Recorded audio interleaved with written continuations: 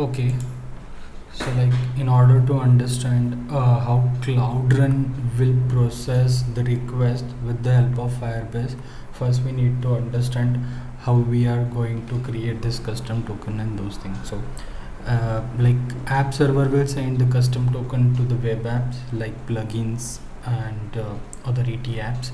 So those apps will able to sign up with this custom token, and then they will create a access token. Now if they are able to create the access token, and we will able to call the Cloud Run service with this access token, now here the Cloud Run will try to process that particular request. So so in order to process the request in authenticate manner, we need to initiate the Firebase first, so with the secret manager.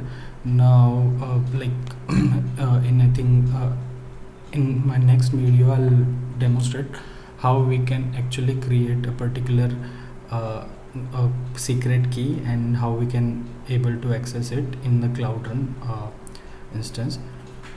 So if the Firebase is able to initiate with this secret key, that config file, then we will able to verify the access token which we are getting from the app or web app, and then if the access token is verified, then we'll serve the request. Then the process of ID card detections and face verification will happen, and then Cloud Run will serve the request and will send the response. If not, the access token is not valid, then it will directly return without processing anything. So this is how it will work. And so let me show you the code base, how we are approaching this thing. So so this is sort of Cloud Run service which we already created, and here is the code base. Like we are getting the access token, it's initiating, and then we are verifying and those things, and then we are sharing the particular response.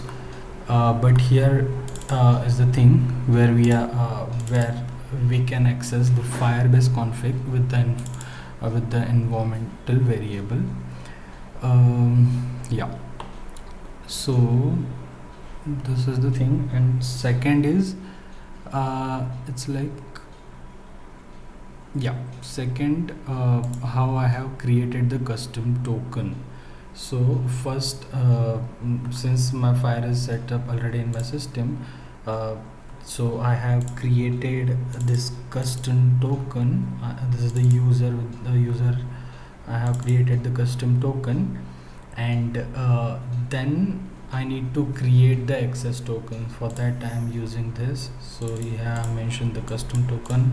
I was trying to sign up with that particular custom token, then it gave me the access token. Here you can see the access token. I have copied that access token, and I was trying to call my IDV service.